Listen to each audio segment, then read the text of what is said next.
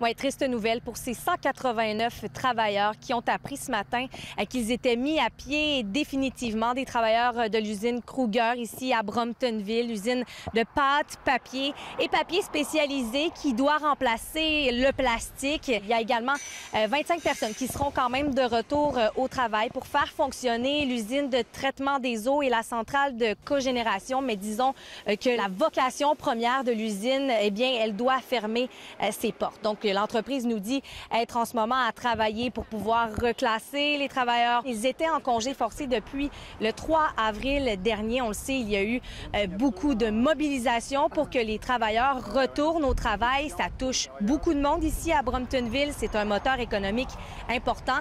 Je vous laisse entendre des citoyens à qui on a parlé, ainsi que le président du syndicat des travailleurs. C'est l'étonnement, puis c'est déplorable. Le papier, il n'y en a plus. Le papier journal, il n'y en a plus à cette heure. Fait que c'est rendu ça. Une catastrophe économique surtout, puis humaine pour tous les gens qui travaillaient là, qui travaillaient encore là. Et avec une entreprise comme ça, je veux dire, les possibilités, il y a plusieurs types de papier ou des types de pâtes ou des choses comme ça là, qui peuvent être produites là, chez nous. Donc, on gardait espoir qu'ils trouveraient quelque chose là, qui serait vendable à profit.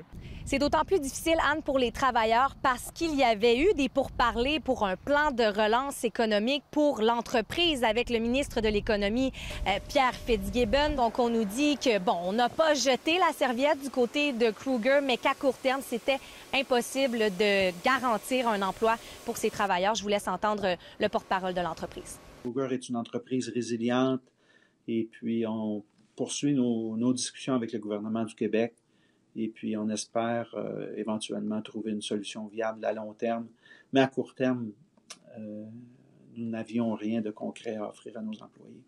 Alors voilà, en terminant, peut-être vous posez la question, pourquoi 189 si au départ on était à 272 travailleurs touchés? Eh bien, c'est qu'il y en a qui se sont trouvés un nouvel emploi. Il y en a d'autres qui ont été relocalisés dans l'entreprise. Mais le résultat final, c'est quand même 189 personnes qui sont mises à pied. Triste nouvelle aujourd'hui.